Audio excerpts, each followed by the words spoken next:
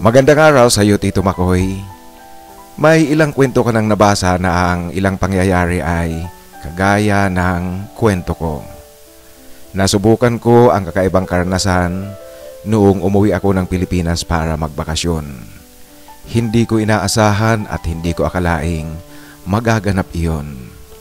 Noon ko rin napagtanto na ang pag-ibig pala kusang nagbabago. Pagtibok ng puso ay naiiba, nagbabago rin ang preference mo kung masubukan mo ang isang bagay. Isa akong OFW, Tito Makoy, kasalukuyang nasa Jeddah, Saudi Arabia. Ngunit bago ako napadpad dito sa Jeddah, galing na ako ng damam. Isa akong skilled professional kaya sa aking kontrata, taon-taon ang aking bakasyon. Ako nga po pala si Kristo. Ito ang pangalan ko kasi kilala akong sabongero at Kristo akong dati sa sabungan. Alam mo, Tito Makoy, sa pamilya namin walang sugarol. Ang mga magulang ko ayaw na ayaw sa sugal, lalong-lalo na ang sabong. Ang mga kapatid kong lalaki wala ring nagkahilig sa sugal kasi pinalaki kami na nakatanim sa utak namin na masama ang idinudulot ng sugal. Kaya walang nagkahilig dito, liban sa akin. Ako lang talaga ang sugarol sa pamilya namin. College pa lang ako, Tito Makoy, nang matuto akong maging sabongero. Alam niyo po, sa syudad kasi ako nakatira, nag-aaral ako, umuupa ng isang kwarto sa boarding house. Ang mga kaibigan ko, palibhasa anak ng mga may kaya, siyempre, Tito Makoy, hindi nawawalan ng allowance.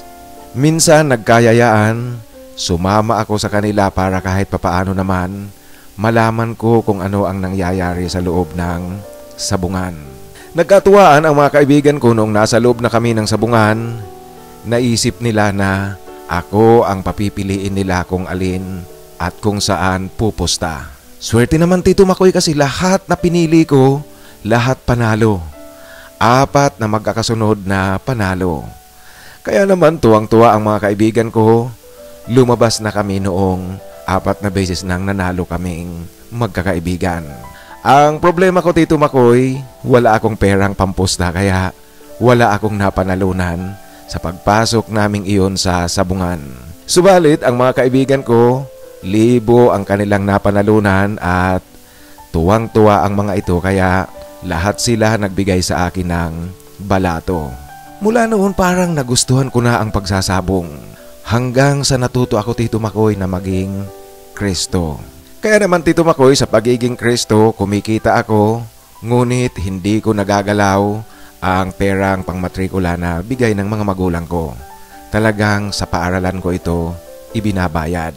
Kaya maswerteng nakapagtapos ako ng pag-aaral hanggang sa tuluyan ko ng talikuran ang pagsasabong. Nagkaroon ako ng pagkakataon na makapagtrabaho dito sa Saudi Arabia. Napadpad ako, Tito Makoy, sa damam. Isang beses, Tito Makoy, na umuwi ako sa Pilipinas para magbakasyon. Walang susundo sa akin sa airport na kapatid ko o galing sa pamilya namin. Kaya naman, pakalabas ko ng airport, kaagad akong nag-book ng Grab para magpahatid sa isang hotel na tutuluyan ko. Kailangan ko muna kasing magpahinga kasi wala pa naman akong ticket papauwi ng probinsya. Alam mo, Tito Makoy, palaging ganito ang ginagawa ko tuwing umuwi ako dyan sa atin. Kalahating oras ang nakalipas pagkatapos kong mag-book ng Grab, dumating ang sasakyan na nag-confirm sa booking ko. Actually, wala pa akong alam na pupuntahan. Basta dalhin mo ako sa isang hotel muna, yung mura lang na hotel na malapit lang sa terminal ng bus pauwi sa probinsya namin kasi kailangan ko munang magpahinga. Iyan, Tito Makoy, ang wika ko sa driver nang tanungin niya ako kung saan ang punta namin galing sa airport. At iyon nga, Tito Makoy, ang ginawa ng driver.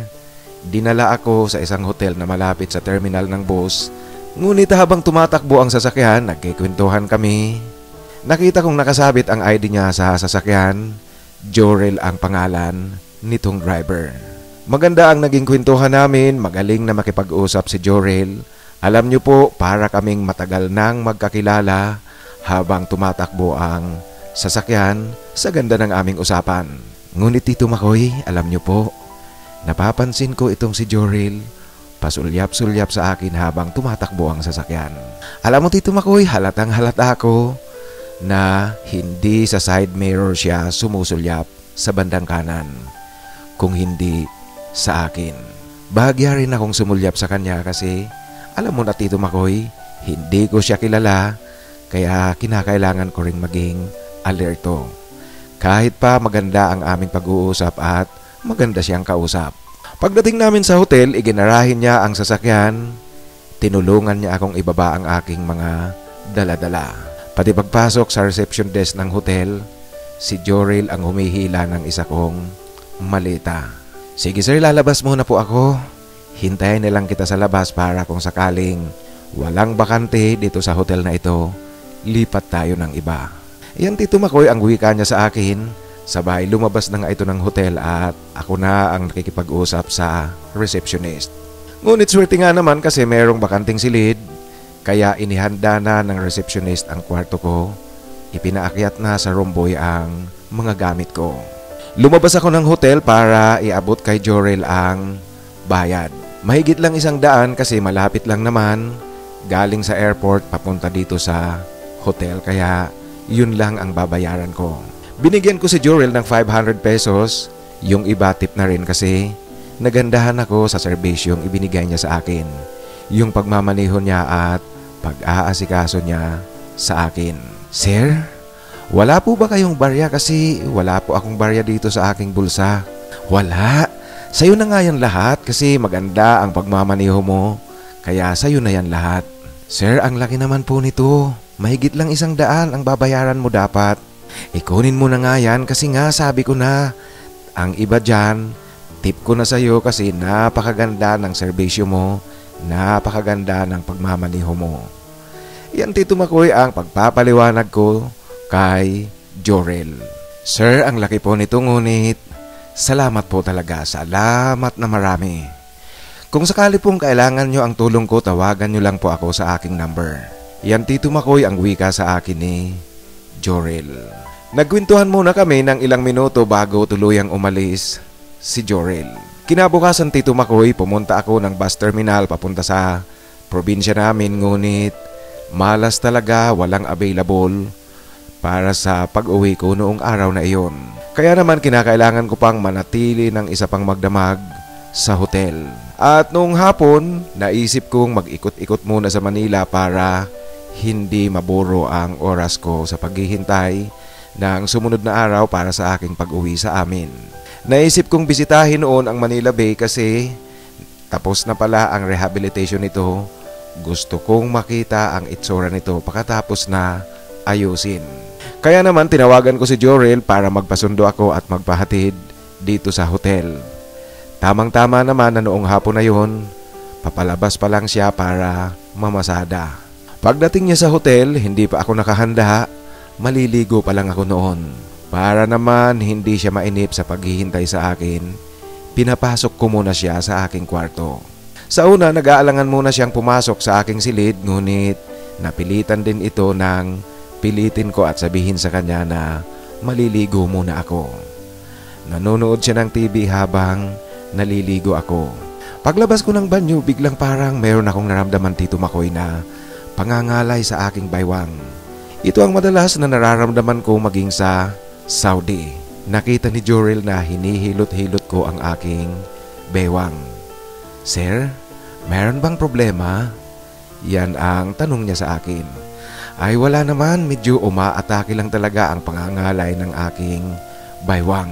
Gusto mo sir, imasahay kita? Marunong ka bang magmasahe Jorel? Actually, kanina pa gusto kong magtanong sa resepsyon kung meron silang alam na nagmamasahe.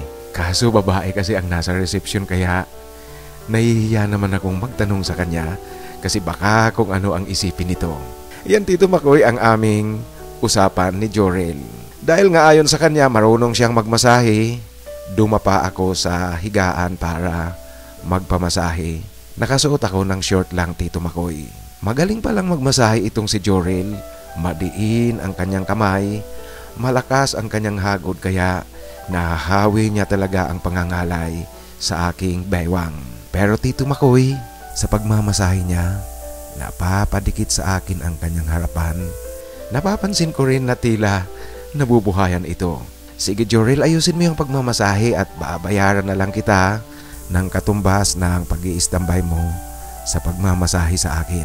Nagpatuloy siya sa pagmamasahe sa akin hanggang sa pinaiba niya ako ng posisyon. Tuwang-tuwa ako Tito Makoy kasi pinapatunog-tunog niya pa ang mga kasukasuan sa aking braso at sa aking binti. Habang minamasahe niya ang ulo ko, hindi ko namamalayan, nakakatulog na pala ako. Ngunit sa aking pagtulog Tito Makoy, nanaginip akong meron akong kaulayaw, nakikipagyakapan ng mahigpit na mahigpit. Masarap ang panaginip kaya siguradong humihilik talaga ako nung oras na iyon.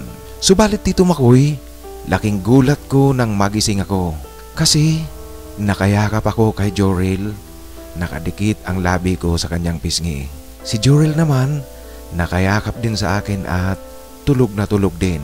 Ngunit Tito Makoy, ako ang nakasanday sa kanyang binti. Bakit ganito ang posisyon ko? Yan Tito Makoy ang aking pagkabigla na nagtanong ako.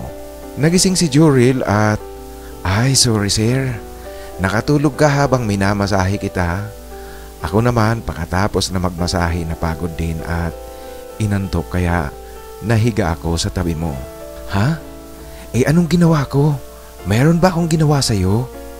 Kasi nananaginip akong meron akong kayakap, nakikipag-ulayaw. Yan ang tanong at wika ko kay Jorel. "Ay, kaya pala sir, yakap ka ng yakap sa akin at halik ka ng halik sa akin." "Ha? Naku po, totoo ba yung sinasabi mo Jorel?" Yan Tito Makoy ang aking gimbal na tanong kay Jorel. "Oo sir. Ako naman akala ko po gising ka kaya pinapabayaan lang kita. Pinipilit mo akong yumakap sa iyo kaya niyakap din kita." Yan Tito Makoy ang pagkikwento sa akin ni Jorel. "Naku Jorel, sorry hindi ko alam. Nakakahiya sa iyo. Baka kung anong isipin mo kaya sorry talaga, sorry." "Sir, wag po kayong mag-alala at pasensya na rin po kung sumabay ako sa iyo kasi nga ang buong akala ko gising ka kanina. Ngunit sir, para sabihin ko sa iyo, walang problema sa akin yan kasi didiretsahin po kita. Bisexual ako. Kaya normal sa akin ang ganitong tagpong nagawa natin. Sir, gusto mo ituloy natin ngayong pareho tayo gising? Total, narito na rin lang tayo, bakit hindi pa natin ituloy?" Yan Tito Makoy ang wika sa akin ni Jorel na hindi rin kumakalas sa kanyang pagkakayakap sa akin.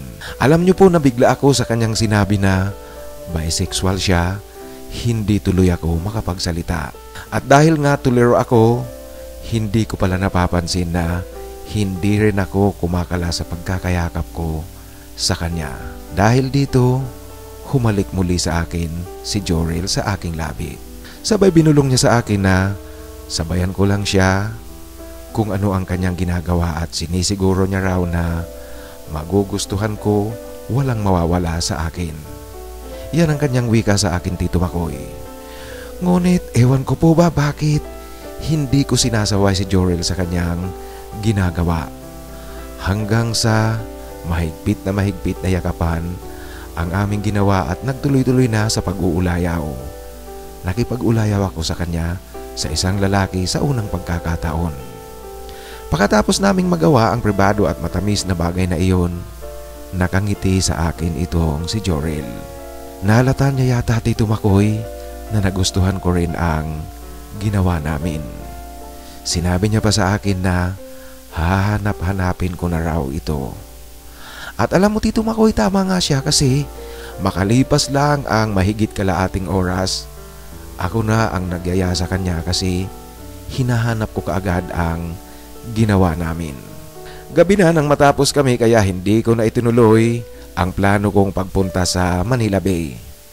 Naligo na lang ulit kami pareho pagkatapos lumabas kami at kumain noong gabing iyon. Pagkatapos namin kumain, muli akong inihatid ni Jorel sa hotel kung saan ako tumutuloy. "Jorel, magkano ba ang atraso ko?" Yan Tito Makoy ang pagtatanong ko sa kanya. "Ay kayo po sir, kung magkano po ang gusto nyong ibigay, wala pong problema sa akin." Ako Tito Makoy, hindi ako kuripot at Nagustuhan ko rin ang kanyang ginawang pagmamasahe sa akin. Gumanda ang pakiramdam ko kaya binigyan ko siya ng 2,500. Kasama na yung pag-istambay niya sa hotel na dapat sana namamasada siya. Sir, ang laki naman po nito. Ayan, Tito Makoy ang muling pagrereklamo niya. Sige na, kagustuhan ko yan, hindi mo naman hiningi kung magkanong halaga kaya kunin mo na lahat yan at gumanda ang pakiramdam ko kaya kunin mo na yan. Sa'yo yan lahat. Yan, Tito Makoy, ang pagpupumilit ko na tanggapin niya ang perang ibinibigay ko. At siguro nahihiyang masyado itong si Jorel sa ibinigay ko sa kanyang 2,500. Nako sir, sige ganito na lang po. Anong oras po ang biyahe nyo bukas na gabi pauwi sa inyo? Ihatid na lang po kita sa terminal. Yan ang tanong at wika niya sa akin. Ay alas 8 ng gabi kaya mag-check out ako rito. Alas 7 ng gabi kasi ang lapit-lapit lang naman ng terminal. Umakyat na muli ako sa aking silid at ito namang si Jorel umalis na, nagpatuloy na sa kanyang pamamasada. Ngunit Tito Makoy, alam niyo po, pagpasok ko pa lang sa silid, muli kong nakita ang higaan. Na-imagine ko kaagad ang ginawa namin kanina dito ni Jorel. Di ko tuloy mapigilang mag-text sa kanya para sabihin ingat siya sa kanyang pamamasada. Sumagot naman sa akin si Jorel, nagpapasalamat at magpahinga na raw ako ng maigi. At ang kanyang reply, Tito Makoy, meron pang kiss icon. Alam niyo po, napangiti ako nang mabasa ko ang kanyang reply. Tama at totoo ang sinabi ni Jorel. Nahanap-hanapin ko na ang ginawa namin. Kasi ngayon pakiramdam ko mas maganda siguro kung matutulog akong nandito muli si Jorel kasama ko. Kaya lang Tito Makoy, siguro kalabisan naman kung magte-text muli ako sa kanya para papuntahin ko siya muli dito sa hotel. Kaya lang talaga Tito Makoy, sa aking pakiramdam, pinananabikan kong maramdaman muli nakasama ko siya sa higaan. Noong gabi ng aking biyahe pauwi sa amin, alas 7 ang check-out ko sa hotel. Ngunit mag-aalas 5 pa lang ng hapon, nasa hotel na kaagad itong si Jorel. Jorel, ang aga mo naman. Mag-aalas 5 pa lang. Iyan ang pagrereklamo ko. Oo sir, sinadya ko talagang pumunta ng maaga para meron pa tayong oras, tayong dalawa. Bakit sir? Ayaw mo na bang makasama ako? Ayaw mo bang gawin natin muli yung kagabi bago ka umuwi sa inyo? Yan Tito Makoy ang tanong niya sa akin na nanunuyo talaga ang kanyang tono. Kasunod noon, yumakap siya sa akin mula sa aking likuran at nag-umpisa na naman. Alam niyo po Tito Makoy, sa loob ng 2 oras bago ang aking formal na pag-check out sa hotel, nakagawa kami ni Jorel ng isa na namang pribado at matamis na bagay sa aming dalawa. Inihatid ako ni Jorel sa bus terminal pauwi sa amin at ligtas naman akong nakauwi sa probinsya. Mula noon Tito Makoy, nagtuloy-tuloy na ang aming komunikasyon sa text at sa tawag. Madalas na kaming nag-uusap ni Jorel. Makalipas nga ang 1 linggo, muli akong bumalik sa Manila para mag-renew ng aking passport. At habang nasa Manila ako, gaya ng inaasahan, magkasama na naman kami ni Jorel. Wala kaming sinayang na oras, wala kaming pinalipas na sandali. Maging noong araw Tito Makoy na kinakailangan ko nang bumalik sa Saudi, 3 araw pa bago ang flight ko, nasa Manila na naman ako, magkasama kami ni Jorel. Binabawi namin ang oras kasi 1 taon na naman ang kinakailangang hintayin bago kami muling magkita. Aaminin ko Tito Makoy, merong malaking pagbabago sa buhay ko ang idinulot ni Jorel.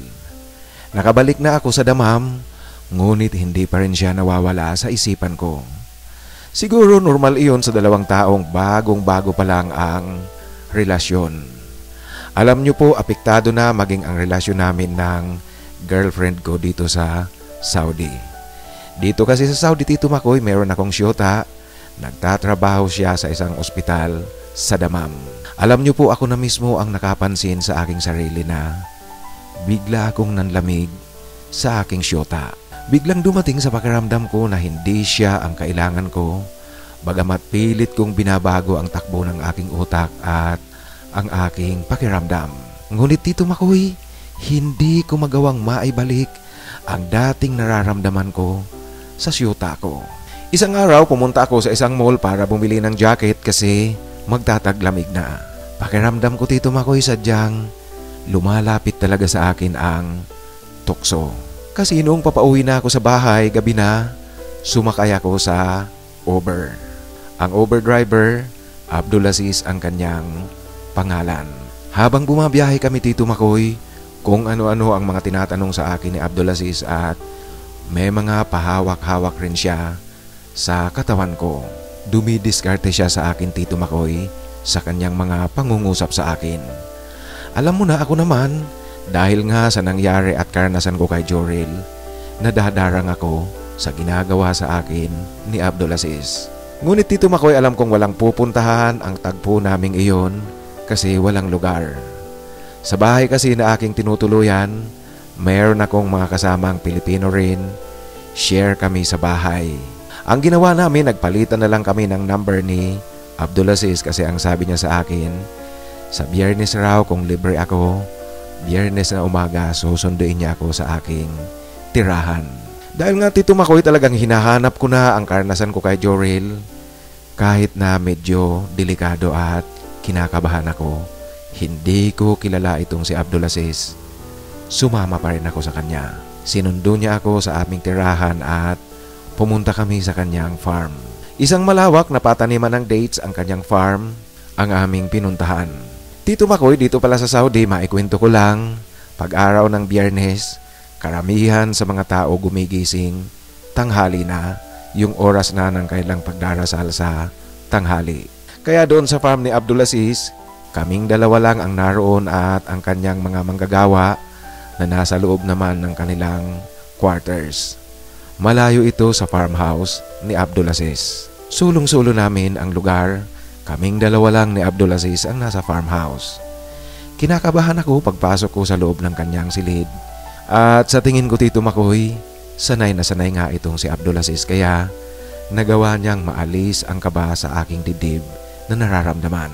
At ngayon dito sa loob ng farmhouse ni Abdulaziz, muli kong naranasan ang karanasan na ibinigay ni Jorel sa akin dyan sa Manila. Yung kasiyahan na naramdaman ko noong kaming dalawa ni Jorel magkasama dyan sa Manila. Alam niyo Tito Makoy, napansin kong ang saya ng pakiramdam ko pagkatapos naming makagawa ng pribadong bagay ni Abdulaziz. Gusto ko na talagang ulit-ulitin. Naguguluhan ako Tito Makoy. Bakit ganito na ang nararamdaman ko? Nahuhumaling na akong ganap sa kapareho lalaki. Minsan talaga tinatanong ko na ang sarili ko kung bakit nagkakaganito na ako ngayon. Kaya naman naisip ko nang kinakailangan ko na talagang maghanap ng bagong tirahan, humiwalay na sa aking mga kasamahan dito sa flat na aming inuupahan. Kasi nga Tito Makoy, hindi ako makabuelo, hindi ako makagalaw, hindi ako makapagpatuloy ng bisita ko kung sino man ang gusto kong patuloyin sa bahay. Makalipas nga ang mahigit isang buwan, lumipat ako ng tirahan. Yung medyo luma na ang kinuha ko para hindi gaanong kamahalan ang bayad ko sa upa. Ito na ngayon ang aming naging pugad ni Abdulaziz. Tuwing gusto ni Abdulaziz na pumunta sa bahay at hindi rin ako busy, pumupunta siyang mag-isa. Malaya naming nagagawa ang pribadong bagay para sa aming dalawa. Alam niyo po Tito Makoy, wala kaming formal na relasyon. Basta kung nakakaramdam siya ng pangangailangan, pinupuntahan niya ako. Tito Makoy, ang pagkahumaling kong ito kay Abdulaziz, naging dahilan ng makaramdam ng ganap ng panlalamig sa akin ang girlfriend ko. Alam niyo Tito Makoy, inaway ako ng aking syota sa aming paghihiwalay. Galit na galit ito, sangkatutak na pagmumura ang inabot ko. Naiintindihan ko siya Tito Makoy kasi naglabas siya ng kanyang sama ng loob. Ang buong akala ng syota ko Tito Makoy, nakatagpo ako ng bagong syota noong magbakasyon ako dyan sa Pilipinas. Kasi nga Tito Makoy, aaminin ko talagang biglang-biglang na iba ang takbo ng aming relasyon, biglang-bigla ang aking panlalamig sa kanya.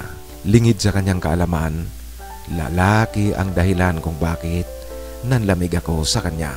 Ngunit kahit papaano nasaktan pa rin ako sa aming paghihiwalay ng syota ko. Ngayon Tito Makoy, dahil nga sa nagkahiwalay kami ng aking syota, ang problema ko na ngayon ay ang mga katanungang ibabato sa akin ng mga kaibigan at kakilala naming dalawa. Ayokong sagupain ang mga usapan at tanong ng aming mga kaibigan tungkol sa nangyari sa amin ng syota ko. Alam nyo na po, maraming mga tanong, bakit nagkaganoon, anong nangyari, anong dahilan. Ayoko Tito Makoy na sumagot ng sumagot at magpaliwanag sa kanilang mga katanungan. Kaya naman nagpasya ako na magpalipat ng destino sa ibang lugar. Nagkataon naman na mayroong bakante pala sa Jeddah, kaya dito ako inassign ng aming kumpanya. Alam niyo po, unang araw ko pa lang dito sa Jeddah, mayroon na naman kaagad na nagpahaging sa akin ng kanyang pakiramdam. Kagaya ni Abdulaziz, isa ring Uber driver. Mas may edad nga siya, ngunit kitang-kita ko pa rin ang pangangatawan niya na makisig pa rin. Siya si Abu Hamad.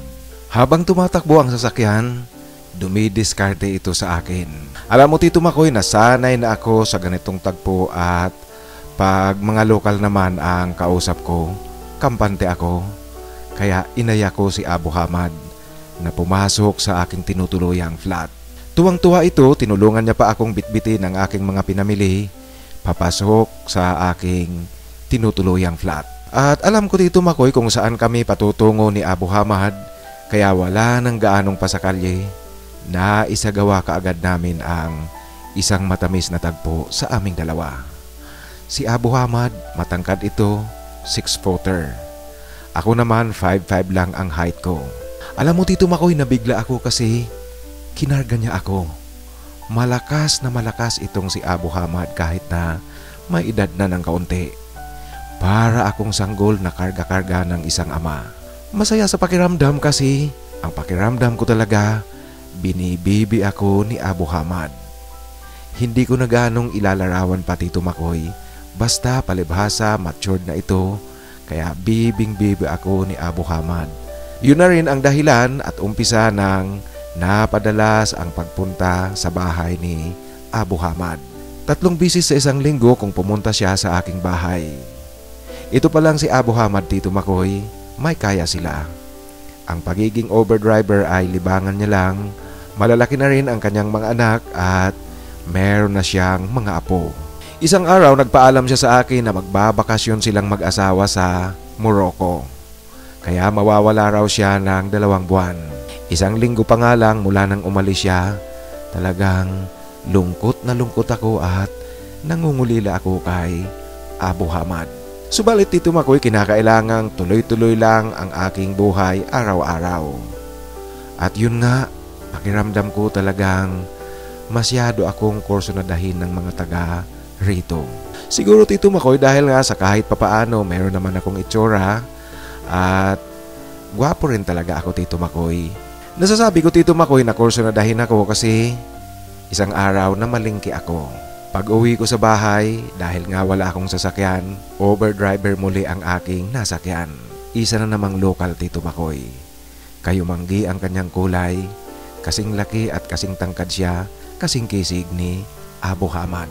Majid ang kanyang pangalan. Ang entrada kaagad sa akin ni Majid ay ang pagtatanong kung meron ba akong asawa, kung kasama ko ba dito sa Jeddah o nasa Pilipinas. Ang sagot ko naman Tito Makoy, wala akong asawa kasi wala nga talaga akong asawa. Dahil doon, hindi na siya tumigil sa pagkikwento sa akin na gusto niya raw ang mga Pilipino.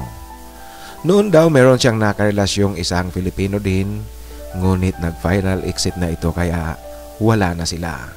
Nagtatanong siya sa akin kung pwede raw siyang dumalaw sa aking tirahan. Alam mo Tito Makoy, hindi ako kumibong ngunit kinuha niya ang kamay ko at pinisil-pisil niya ito Tito Makoy. Habang patuloy na tumatakbo ang sasakyan, tuloy-tuloy rin ang kanyang paghawak sa kamay ko. Hanggang sa hindi ko namamalayan Tito Makoy, pinisil ko rin pala ang kanyang kamay, nagkatinginan, kaming dalawa. At pagdating namin sa tapat ng bahay ko, nagtatanong rin ito kung pwede raw siyang pumasok at magpahinga. Ang sabi ko naman sa kanya, walang problema, kwentuhan kami, uminom ng kape. Kaya naman sumama nga sa loob ng bahay itong si Majid. At inaasahan ko na talaga, Tito Makoy, kung ano ang sunod na mangyayari sa aming dalawa. Naganap ang talagang kinakailangang maganap, ang pribadong bagay sa amin ni Majid. Alam niyo po, ilang linggo pa lang nawala si Abu Hamad. Madali akong nadarang sa init. Kaya nga nakagawa kami kaagad ni Majid ng isang kababalaghan na naman dito sa aking tirahan. At ito na rin ang naging simula ng papunta-punta na sa bahay itong si Majid. Subalit lininaw ko sa kanya na pwede siyang pumunta sa bahay kung Biyernes na gabi at Lunes na gabi. Ang sabi ko sa kanya, ang 2 araw na iyan ang hindi ako busy. Ngunit Tito Makoy, ang totoo niyan, ang Biyernes na gabi at Lunes na gabi, ito ang mga gabing hindi pumupunta sa bahay si Abu Hamad. Yun nga Tito Makoy ang ginagawa ni Majid. Pumupunta siya kung Biyernes na gabi at Lunes na gabi. Ito namang si Abu Hamad, pumupunta sa akin basta hindi Biyernes at hindi Lunes. Kaya ang dalawa Tito Makoy ang pareho pumupunta sa bahay, ngunit pareho nila hindi alam na dalawa silang pumupunta sa aking tirahan. Alam mo Tito Makoy, sa haba ng panahon na ginagawa ko ito, yung papunta-punta sa aking bahay ni na Abu Hamad at si Majid, naramdaman ko na talagang pareho ko mahal ang dalawa. Walang mas higit na mahal at walang hindi gaanong mahal. Pareho akong umiibig sa dalawa na parehong-pareho ang pakiramdam. Ayokong isa man sa kanila ay mawala. Ngunit sa kabila niyan, maingat na tinatago ko at iniingatan ko talaga ang aking sekreto na dalawa silang pumupunta sa bahay. Hanggang ngayon Tito Makoy, ganito ang sitwasyon. Salitan ang dalawa, meron silang schedule ng pagpunta sa bahay.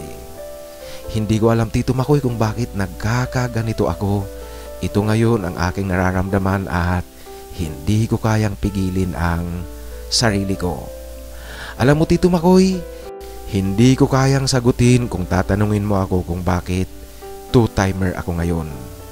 Basta ang alam ko lang, ayokong mawala ang isa man sa kanila. Liban dyan Tito Makoy, napapansin ko rin sa sarili ko na hindi nga talaga ako kontento sa iisang lalaki lang. Liban pa kasi sa dalawa Tito Makoy, minsan kung kinakailangan kong bumiyahe sa ibang lugar, sa ibang lalawigan dito sa Saudi Arabia, pag merong nagpaparamdam sa akin na driver, hindi talaga ako kontentong hindi ko sila maisama sa loob ng aking silid sa hotel kung saan ako namamalagi. Kaya liban kina Abu Hamad at Majid, meron akong mga nakakaparihang mga driver din na pwede nating sabihing one night stand lang. Ito ang dahilan Tito Makoy kung bakit sinasabi kong hindi talaga ako kontento sa iisa lang. Dahil nga Tito Makoy, marami na rin silang aking natikman at patuloy akong natutuksong tumikim pa ng tumikim ng iba. Tito Makoy, ano po ba ang nangyayari sa akin? Manyak na po ba ako? Naguguluhan ako Tito Makoy kung bakit ganito ngayon ang ginagawa ko at ganito ang aking nararamdaman.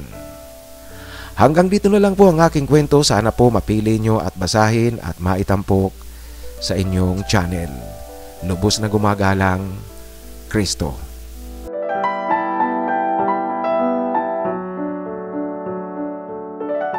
Maraming salamat Kristo sa pagbabahagi mo ng iyong kwento. Alam mo itong tanong mo sa akin kung manyak ka na ba? Kasi nga hindi ka na kontento sa iisa o dalawang lalaki lang. Kung bumabiyahe ka pa sa ibang lugar, tumitikim ka pa talaga. Ang sagot ko dyan, malamang. Hindi ko kasi alam kung ano ba talaga ang manyak. Kaya lang ang isa sa mga katangian baga ng manyak, kahit sino na lang pwede. At kung itutuloy-tuloy mo nga yung ginagawa mo na yan, malamang din na umabot ka sa punto na kahit sino na lang, basta inabot ka ng iyong pangangailangan, hihilahin mo papasok sa loob ng iyong tahanan. Alam mo, sasabihin ko sa iyo, hindi masama kung makipagrelasyon ka sa kapwa lalaki, ngunit ang maganda niyan, permanenteng relasyon lang, iisa lang. Huwag yung nagiging two-timer ka na at multiple timer ka na nga ayon dito sa iyong pagkikwento. Ingat ka kasi, ang mga yan, siloso ang mga yan. Oras na matuklasan nila na hindi lang pala iisa ang lalaki sa buhay mo, lahat yan mawawala sa iyo. Kaya baka maging zero ang love life mo dyan. Kaya ingat ka dyan at tumigil ka dyan sa ginagawa mong kung sino-sino na lang ang pinapatuloy mo sa iyong bahay. Uulitin ko, walang masama kung makikipagrelasyon ka sa kapwa lalaki, basta yung permanente lang at kung pwede nga lang, isa lang talaga ang iyong maging karelasyon. Sa muli, maraming salamat sa iyong pagbabahagi ng iyong kwento at ingat palagi dyan sa Jeddah, Saudi Arabia. Ngayon mga kaibigan, sa ating shoutout, nagpapa-shoutout si Jack Mujica 1253. Jack Mujica ng Los Angeles, California, USA. Maraming salamat, Jack, sa pakikinig. At si Sir Ed naman, si Sir Ed Oy alias Kim1 1000, gusto niyang i-shout out ang kanyang kaibigan sa Mindanao na si Wilbert. So Sir Wilbert, shout out sa iyo. Ang shout out galing kay Sir Ed Oy na kaibigan mo. At magandang gabi dyan sa ating mga kaibigan, mga kasamahan dyan sa Mindanao, sa lahat na nakikinig. Salamat Sir Ed Oy, maraming salamat po sa tuloy-tuloy na suporta at ingat palagi dyan sa Tati. Ang isa pa nating kasamahan na nasa Tati rin, si Carlos Jose. Carl, or ano kayang kung itawag ko na lang sa iyo, CJ. Si Carlos Jose pala nasa Chicago, Illinois. Magandang gabi at maraming salamat Mr. Carlos Jose sa tuloy-tuloy na pakikinig at magandang gabi dyan sa inyo sa Chicago at sa lahat na ating mga kababayan dyan sa Tati. At isa pa, bagong nagpapa-shoutout sa atin, nakita ko ito sa lumang upload, Mark Holy Shepherd 9427 ng California, USA. Maraming salamat Mark Holy Shepherd 9427 ng California, USA sa pakikinig at sa suporta. Magandang gabi sa inyong lahat dyan sa California. So pareho kayong state ni Jack Mujica 1253. Nasa Los Angeles si Jack Mujica at ikaw naman, hindi mo sinabi kung saan dyan sa California. Maraming salamat sa inyong pakikinig dyan sa Tati. At sa inyong lahat mga kaibigan na nakikinig, maraming salamat po. Ngayon, Adon Vlogs, shout out sa iyo. Isasama na kaya kita dito sa mga naghahanap ng forever. At gaya nga ng sinabi ko doon sa sinusundan nitong upload, ngayon po ang mga naghahanap ng forever, ang ating isa shout out ay ang Team A. Naghahanap po ng forever sina Alvin Kalalang, Dominador Patawaran, Paulo Laison, Faustino Fabro at si Jason Hanson. Naghahanap sila ng kaibigan na magiging forever. Sa inyong lahat mga kaibigan, sa tuloy-tuloy na pakikinig, maraming salamat po. At sa muli, yung mga gustong magpa-shoutout, pakisulat lang po sa pinakahuling upload para siguradong mabasa ko yan. At sa mga nais namang magbahagi ng kanilang kwento, ipadala lang sa aking email, titomarcos@yahoo.com. Maraming salamat po sa inyong lahat. Ingat palagi at sana sumainyo ang biyaya galing sa itaas.